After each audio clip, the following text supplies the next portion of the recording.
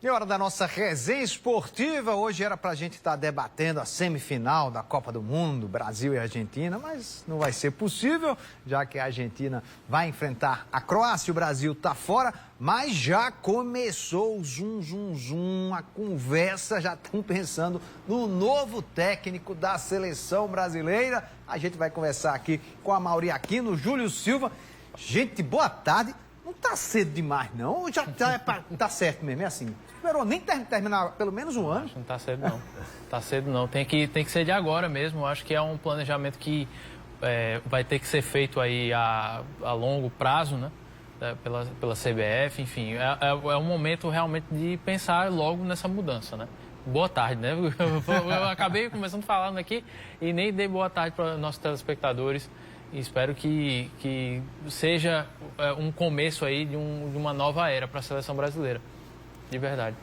Mauri, boa tarde. Boa tarde, Serginho. Boa tarde, Júlio. Boa tarde a todos que nos acompanham. Não é... Já devia ter se organizado, já tá... Ou tá alguém apalavrado já viste que o Tite já falou há muito tempo, já que não seria mais o treinador, independente do resultado na Copa do Mundo, se fosse com vitória ou com derrota, como foi, com a eliminação, como foi, né? Eu acho que é um cargo importante para o futebol brasileiro. Não dá para ficar muito tempo sem ter esse nome, essa pessoa, até porque nós temos já compromisso em março aí pela data FIFA e todo um novo ciclo que deve começar que já começa no meio do ano, né, da próxima temporada. E é um ciclo mais enxuto, né, mais apertado, digamos assim, porque a Copa não será mais agora 4 anos, agora 3 anos e meio. Nós já temos 3 anos, já terá todo mundo decidido quem vai, quem não vai. E 3 anos e meio tem a nova Copa do Mundo. Antes da gente se mostrar aqui alguns nomes, possíveis nomes, aí eu gostaria de perguntar a vocês, porque sempre se teve um debate em relação a isso, um preconceito, eu não sei, um medo, enfim, de ter um estrangeiro à frente da seleção brasileira. Na opinião de vocês, isso é problema ou não? O Brasil já adotaram esse conceito, né, de trazer técnicos de fora. Até a própria seleção de futebol feminino tem uma técnica estrangeira. Então, eu acho que seria uma hora de quebrar essa barreira para a seleção masculina, logicamente. É um momento de um recomeço, né? Depois de um ciclo longo aí, com o Tite à frente da seleção. Vai ser uma mudança também na parte dos jogadores, né? Muitos jogadores que já vinham aí de 2 até 3 Copas em seguida vão deixar a seleção. No caso, Daniel Alves, o Thiago Silva, talvez o Neymar também não vá para mais uma Copa. Então é hora de realmente trazer alguém que tenha alguma experiência internacional, que saiba realmente lidar com grandes jogadores, mas também que saiba observar bastante os jovens jogadores que vão surgindo aqui no Brasil e alguns também que já estão lá fora e estão brilhando, estão despontando, realmente.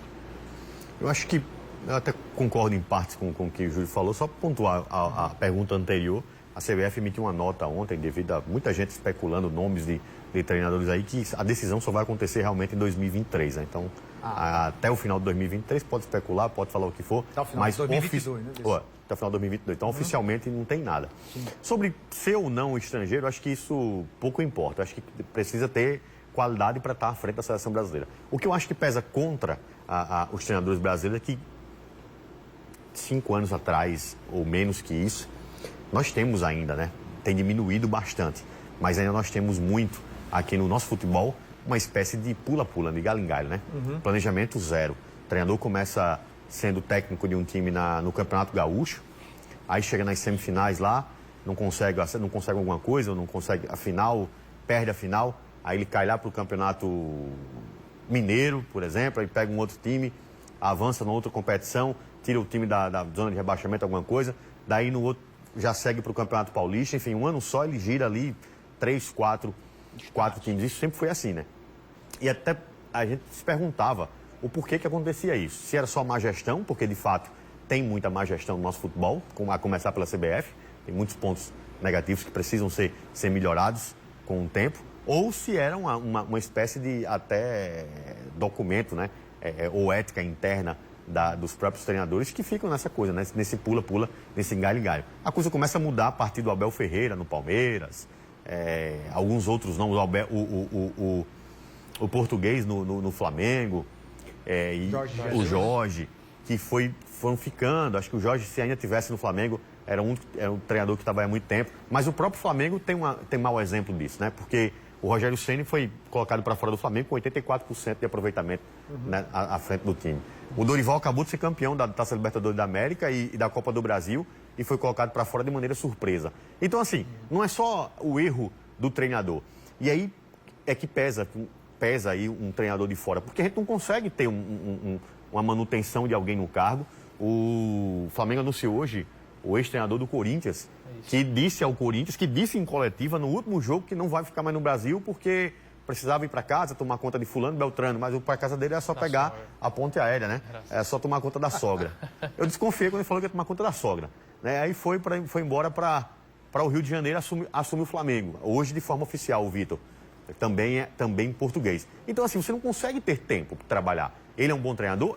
Dentro do Corinthians, era um bom treinador pelo time que o Corinthians tinha, mas, cara, foi uma temporada ali, foi um campeonato brasileiro só. É muito pouco para você avaliar. Então, tendo em vista isso, começa, assim, realmente crescer aí, na mídia, nomes importantes do futebol internacional. Vamos dar uma olhada nesses nomes, né, Maurício? Vamos. Tá debatendo. Tem alguns nomes aí, futebol internacional, nome de fora, né, que foram falados. Sim. Agora, é importante saber, aí sem os estrangeiros, né? O Carlo Ancelotti, que está lá no Real Madrid. Esse está se falando muito, hein?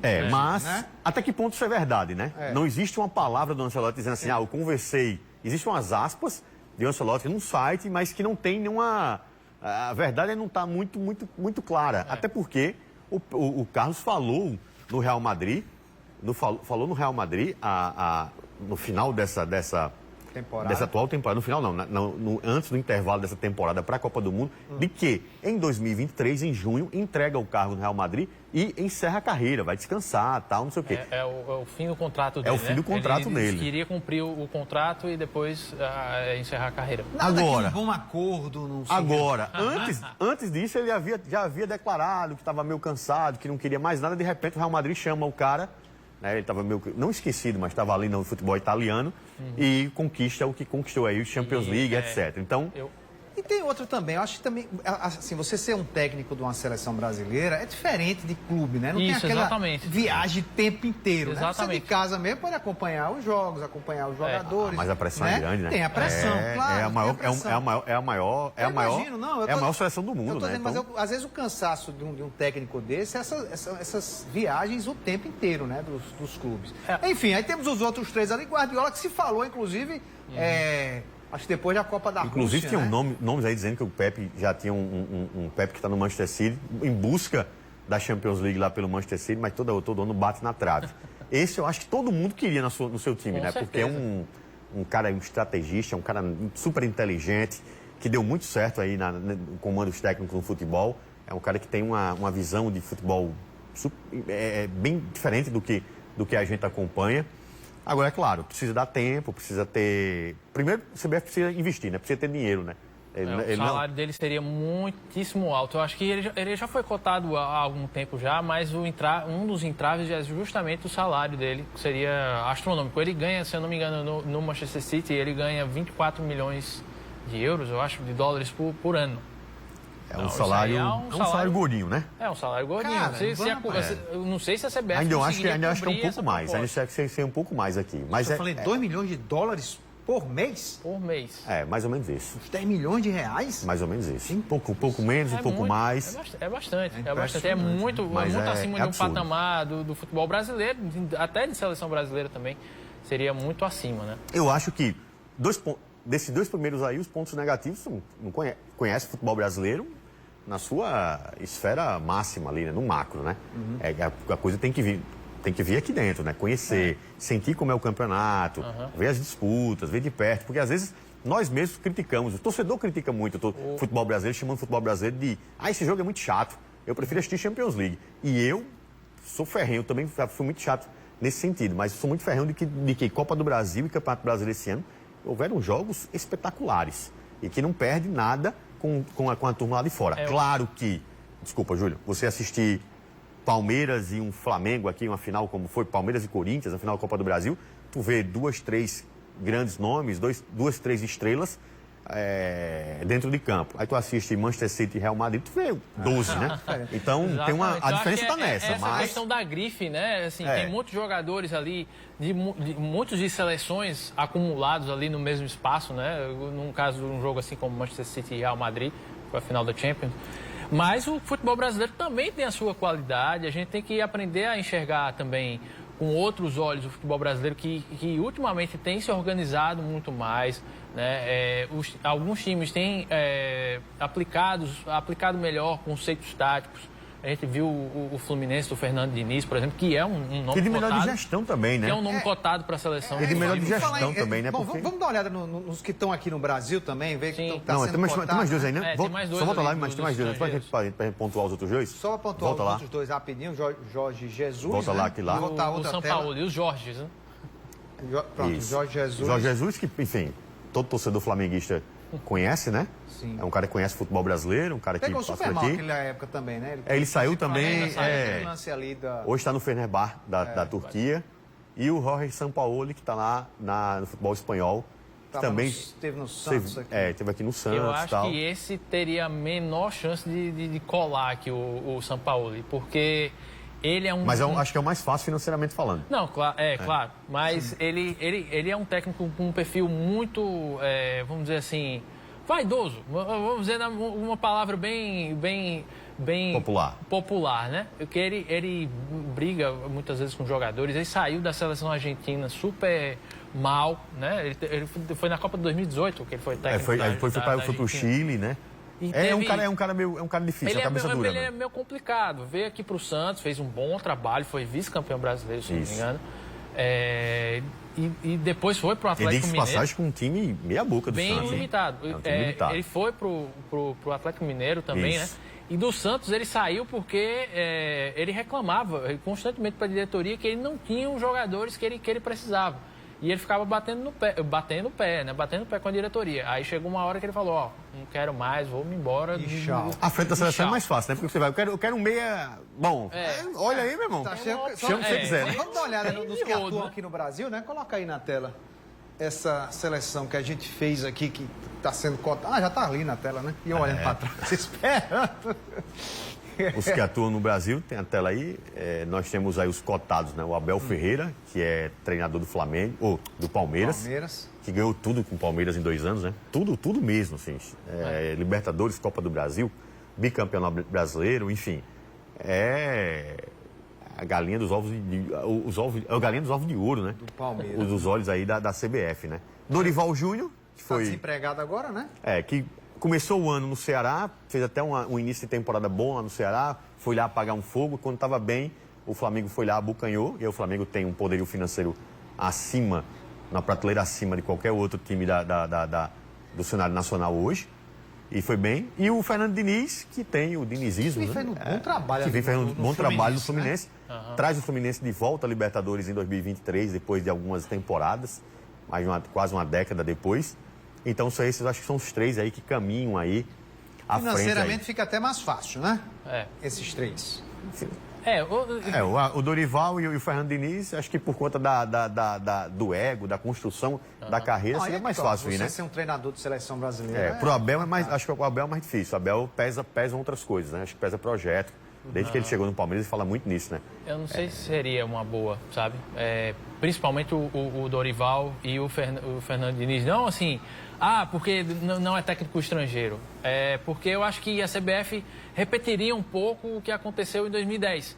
Que saiu o Dunga, né? Depois da desclassificação da Copa.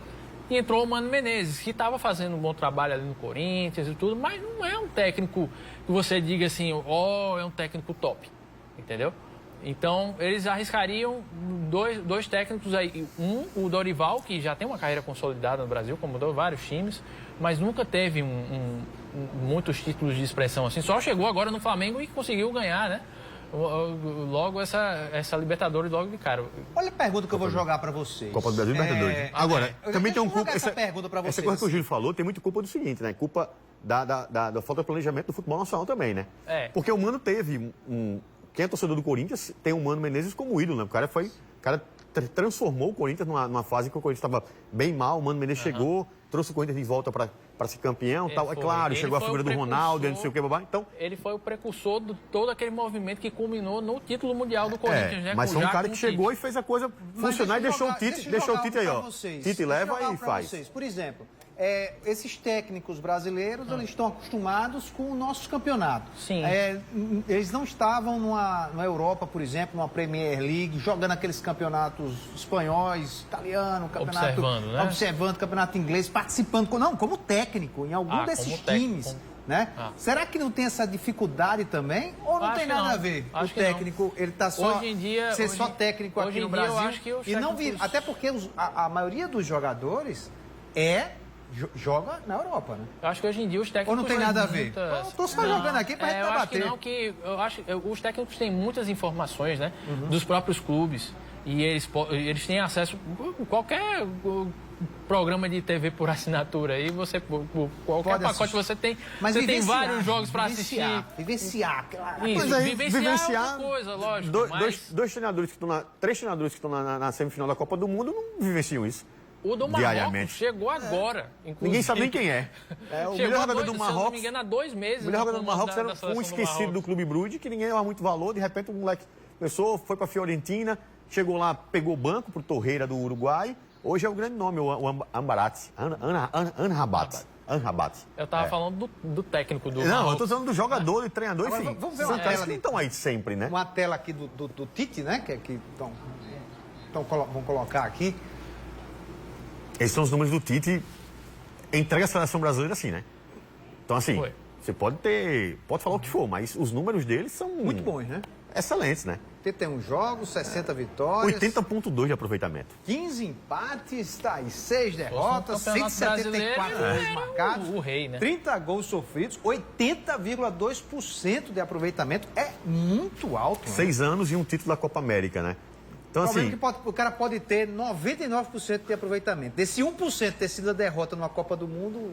As duas derrotas, né? 6, né? As duas, né? 6 derrotas, se eu não me engano, 3 em jogos oficiais. 3 em Copa do Mundo? Não, em jogos oficiais? Jogos oficiais, eu digo, de competição. De competição, sim. Se eu não me engano, foram 3. Uma delas foi a de 2018, né? Da Bélgica. Foi Bélgica. Camarões. Bélgica, Camarões. Copa América, eu acho que Croácia não perde. Foi Bélgica, empate. Camarões e Argentina. Final da Copa América. Da Copa América no Maracanã. E foi também nos pênaltis, né? Não. Foi 1-0. 1-0. Então, assim, não dá para chegar só dizer que o Adenor agora é o pior treinador. O cara deu uma contribuição muito importante, muito positiva para o futebol brasileiro da pós-2014 para cá. 2017, 2017 para cá. Nós começamos a ver uma seleção brasileira, pelo menos com uma configuração tática única, né? Da seleção mesmo. Não era aquela coisa, vamos juntar aqui os jogadores hoje e montar aqui um 4-4-2 com as peças que nós temos. Vamos montar um sistema aqui 3-5-2 com as peças que nós temos. Não, o Tite, ele sempre teve esse projeto, sempre teve a coisa. Acho que o que peca para o Tite, o que pecou para o Tite nesse final de competição, nessa eliminação, foi o fator do Tite simplesmente não conseguir fazer diferente diante das dificuldades, diante das possibilidades que foram apresentadas durante na competição. E foi uma coisa que foi muito reclamada também em 2018, porque ele não tinha variação tática, né? Durante os jogos. Começou naquele jogo da Bélgica em 2018, por exemplo, e permaneceu no mesmo esquema de jogo e acabou sucumbindo para a Bélgica. Dessa vez também não teve muita opção, um pouco ali pelas lesões, né, que ocorreram durante a Copa. E também no final ali do jogo contra a Croácia, eu não sei o que realmente aconteceu ali. Se houve falha de comunicação entre os jogadores e o técnico, alguma coisa assim. E a teimosia com determinados jogadores, né? Exato, alguns jogadores. também. Acho que pecou muito isso. A gente sempre falou que era positiva a teimosia dele, mas a teimosia de manter Fulano, manter Beltrano, manter o Daniel, por exemplo, que muita gente especulou que o Daniel não merecia ir para a Copa do Mundo e o Tite levou por tudo que o Daniel fez nos últimos tempos, né? Ele foi uma questão mais de agradecimento, né? De reconhecimento, tal, não sei o que, para o Daniel. Mas acho que é um pouco disso. Mas os números deles são muito impecáveis, né? Bom, vamos ver o que é que vai acontecer aí. A gente vai ficar acompanhando, ligado e trazendo aqui no Correio A gente torce para que seja um bom nome e que seja um nome que, acho que primordial, um nome que não tenha, que não sofra tanta interferência política, que não sofra tanta interferência empresarial. Infelizmente, hoje o nosso futebol é marcado muito por isso, né? A gente sabe que é um tema para a gente sabe que por trás de tudo tudo isso tem patrocínios, por trás de tudo isso tem muita gente envolvida, tem muita grana envolvida. Alguns jogadores ainda são chamados dessa forma. Nosso futebol, infelizmente, ainda vive aí por trás, por trás das cortinas. A coisa não é tão bonita quanto se apresenta à frente, né? Então precisa ter. Eu acho que seria legal ter um treinador do porte do Carlos, do porte do Jesus, porque são treinadores acho que chegam com a moral assim, dizer assim, ó, eu vou, do Pepe, eu vou, mas aí quem manda no futebol sou eu, quem organiza o futebol sou eu. Né? Tem que ter personalidade. E Dunga fazia também. Dunga tentou isso aí. Mas aí o Dunga tem um outro debate. É um outro debate. Beleza, depois a gente conversa. Mauri, Júlio, obrigado pela participação hoje aqui. Aí a gente vai longe. Valeu, até a próxima. Obrigado.